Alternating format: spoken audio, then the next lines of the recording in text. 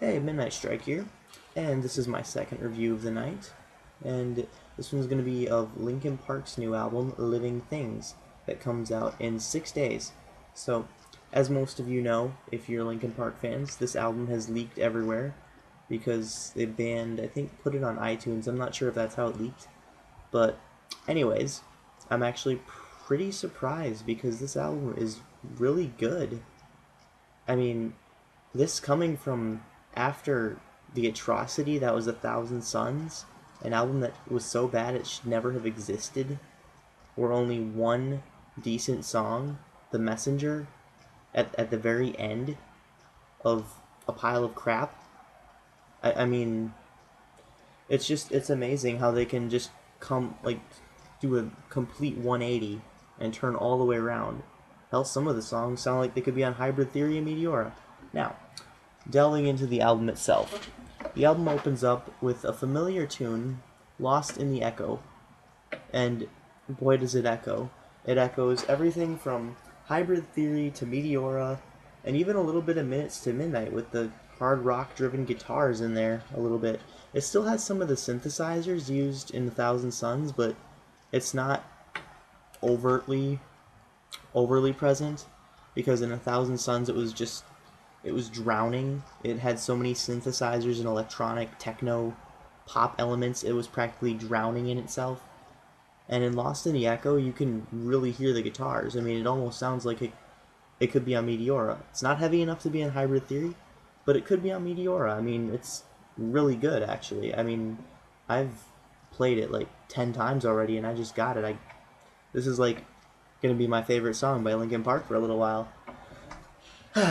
And in a previous video that I have since deleted, I had said, I'm no longer a fan of Linkin Park because I thought they were sellouts. Well, I guess I was proven wrong.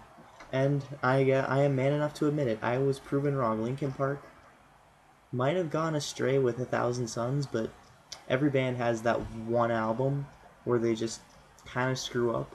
Metallica had Saint Anger. Axl Rose's band has Chinese Democracy. I refuse to call it Guns N' Roses. And, well, Skid Row's just crap now without Sebastian Bach. But yeah, every band has that one album that they just didn't do good on, and then they return to form. Like Metallica had Saint Anger, Anthrax had Stomp 41 or whatever it was, but then they returned to form with We've Come for You All and Worship Music, and Metallica returned to form with Death Magnetic. So I guess this is Linkin Park returning to form. Anyways, moving on.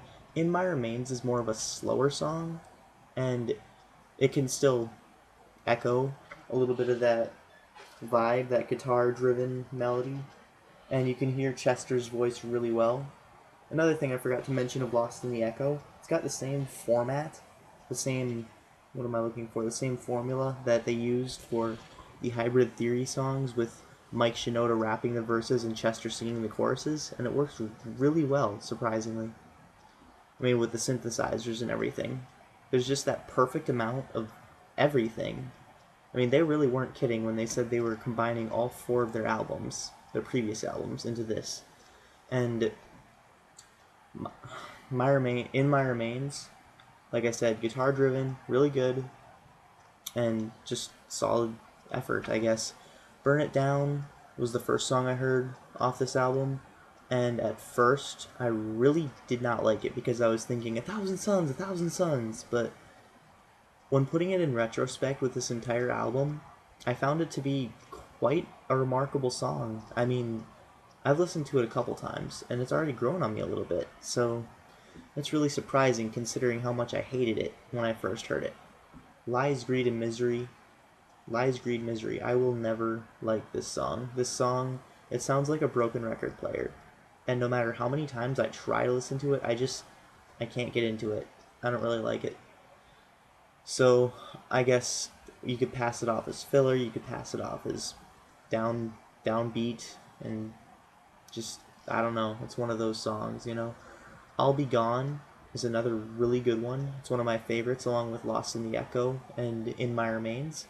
And it's another guitar-driven song that sounds like it could be on Meteora or Hybrid Theory even, because it's a little bit on the heavier side. And it's still got that soft, sort of melodic driven beat that sort of complements Chester's voice.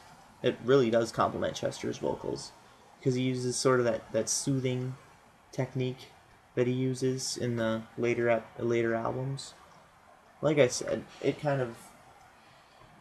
of combines everything very well, actually. So, Victimized, Castle of Glass.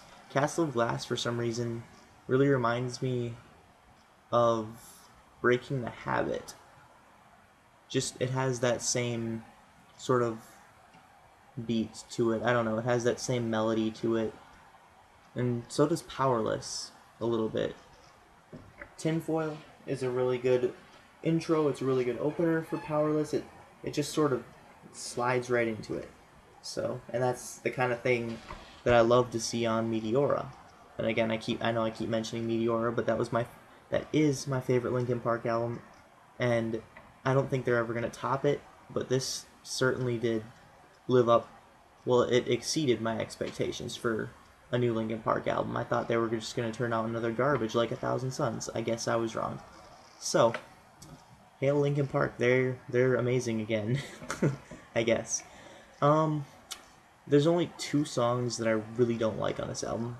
The aforementioned Lies, Greed, Misery, and then there's another one called Until It Breaks. And that one is just, it sounds like modern day hip hop. It reminds me of Wretches and Kings off of 1,000 Suns. And me personally, being into heavy metal and, well, classic rock, I really heavily dislike that song. And Until It Breaks is no different. Until It Breaks is exactly what it is. Perfect description. The beginning is like Wretches and Kings, all the way up to the middle. And then it stops being like Wretches and Kings, and then it becomes Robot Boy. Those are 2 of my least favorite songs on 1,000 Suns. And just combining the 2 of them together is a disaster waiting to happen. Roads Untraveled is another one that wasn't particularly bad, but it wasn't particularly good either. I just found it a little bit dull. And that being said, I'll give this album 9 out of 10, 9.2. It wasn't as good as, say, Dark Adrenaline or Kicking and Screaming, or obviously not a different kind of truth, but it was up there. I mean, putting everything in retrospect, I'm glad I gave it a chance. I thought for sure I was going to be bored out of my mind. I pretty much figured myself insane for doing it, but I gave the album 1 consecutive listen through. Every single song, no skipping. And I found myself replaying a lot of the tracks afterwards. So 9.2 out of 10, and this is a pretty solid release by Linkin Park. It's way better than Minutes to Midnight, and this coming from someone who actually really enjoys a lot of the songs off of Minutes to Midnight. Except for all their emo ones. That's a totally different story. So yeah, I was wrong. Linkin Park, Living Things, it's a good album. So yeah, final verdict, as I said before, 9.2 out of 10.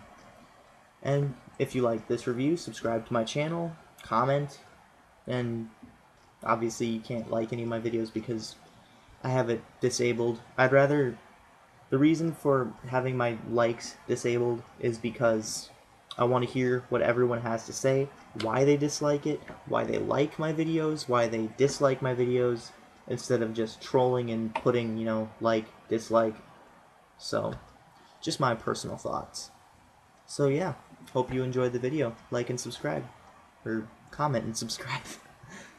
See you later.